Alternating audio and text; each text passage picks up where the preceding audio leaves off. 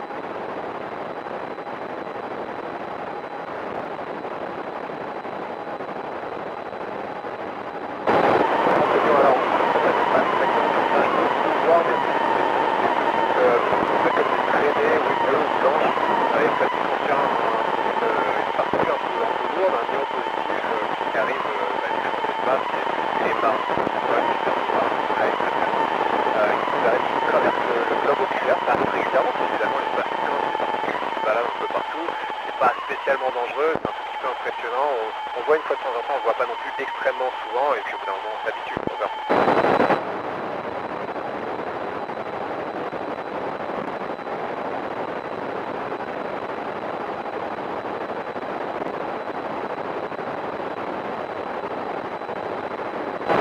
Bon alors, bonjour Mano, non, enfin si tu veux dire une expérience sur les ondes en 3D, non, donc c'est la première fois, c'est intéressant.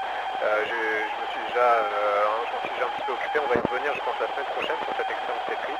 Il y avait des expériences éducatives pendant ma première mission aussi, mais qui n'étaient pas exactement les mêmes, donc c'est toujours intéressant de laisser la place, moi je pense aux étudiants et aux plus jeunes qui ont beaucoup de créativité, et puis il faut que cette expérience dans l'espace leur serve à eux, donc c'est toujours sympa de travailler avec eux.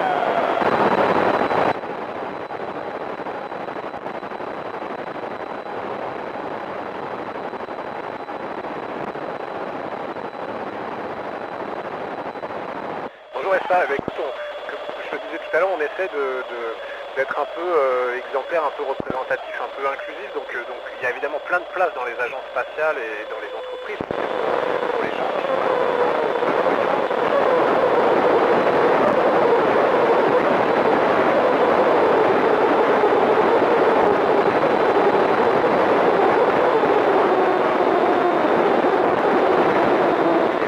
d'envoyer quelqu'un comme ça dans l'espace. Malvoyant, mais tu vois, on est vraiment en train de regarder ce que ça pourrait impliquer pour les Français. On n'est pas seulement les gens qui sont etc.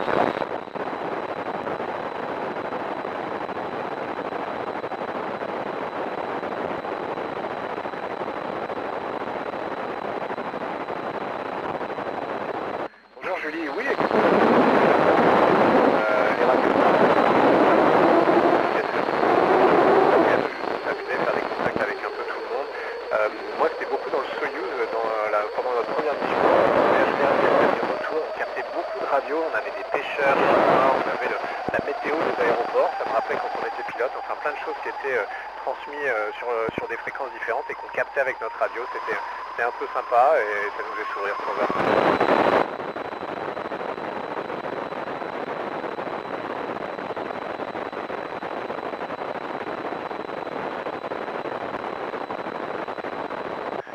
Oui, c'est clair que c'est compliqué. Moi, j'ai pas d'enfant, donc c'est un peu plus simple. Mais quand on a une famille qui disparaît pendant 6 mois, c'est difficile. C'est difficile. Et puis, c'est parfois de revenir parce que tu sais, la vie continue. Et puis finalement, quand tu reviens, tu te rends compte que c'est plus simple que ça. Donc il faut retrouver sa place. C'est pas idéal pour la famille, mais encore une fois, moi, je pense que ça vaut le coup de le faire et c'est des sacrifices qu'on est tous prêts à faire. Over.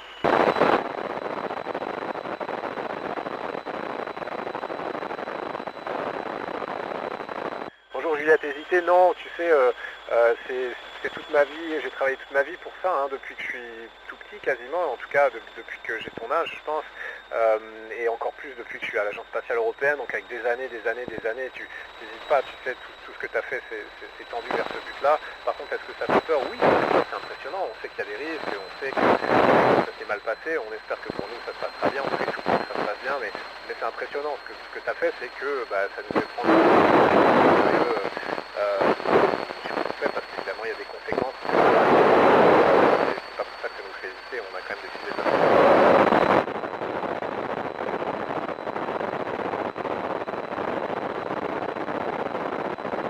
Bonjour Mathis, écoute, on le vit bien, mais on est beaucoup aidé, tu sais, on n'est pas tout seul dans cette aventure, il y a des gens sur Terre qui nous aident, hein. Il y a des milliers de personnes qui travaillent dans le programme spatial et qui c'est quand même vraiment un sport d'équipe. On n'est pas aussi très loin, on est à 400 km, c'est 400 km en altitude, c'est impressionnant, mais c'est quand même pas très loin. Quand on ira vers la Lune ou vers Mars, nous aujourd'hui on peut revenir en quelques heures, hein, sur Terre. Quand on ira vers la Lune, ce sera à quelques jours, et quand on ira vers Mars, ce sera à quelques mois. Donc, tu sais, si tu as un problème et que ta premier espoir de retour c'est dans quelques mois, ça va être compliqué. On y travaille, mais dans l'ISS on pense qu'on est encore dans la banlieue de la Terre et que ça nous donne plus de solutions. Over.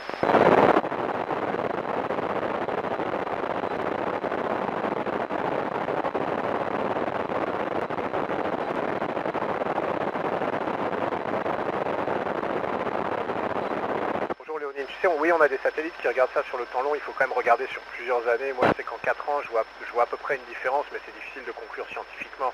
Il faudrait vraiment avoir la même photo tous les jours pendant 5 ans, et là, on pourrait conclure, mais on a cette conclusion. On sait que, malheureusement, ça va un peu de pire en pire, mais on sait ce qu'il faut faire aussi sur Terre pour que ça aille mieux. Over.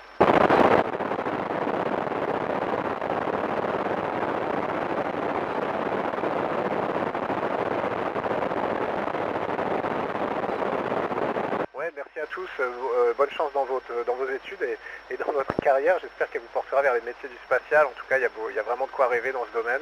Et voilà, j'étais heureux d'être avec vous aujourd'hui et rendez-vous sur la Terre bientôt.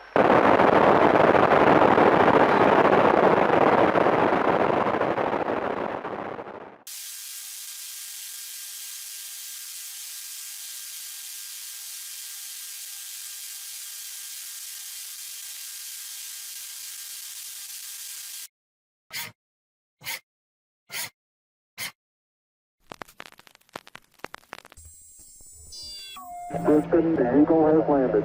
Roger, Tranquility. We copy you on the ground.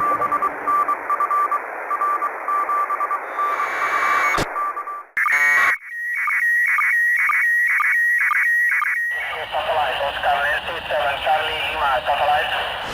Excellent, many thanks. Bye-bye, ciao.